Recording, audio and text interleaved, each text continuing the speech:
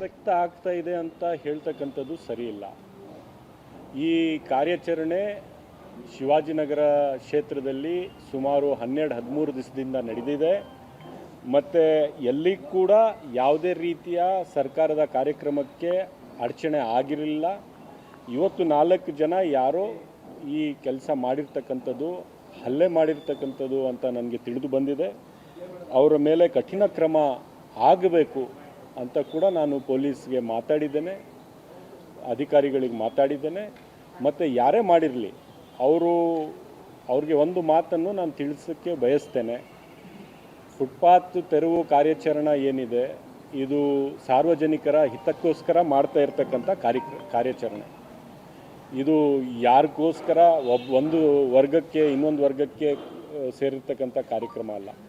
ಎಷ್ಟು ಬೀದಿ ಬದಿ ವ್ಯಾಪಾರಿಗಳಿಗೆ ವ್ಯಾಪಾರ ಮಾಡ್ತಕ್ಕಂಥ ಅಧಿಕಾರ ಇದೆ, ಅಷ್ಟೇ ಅಧಿಕಾರ ಸಾರ್ವಜನಿಕರಿಗೆ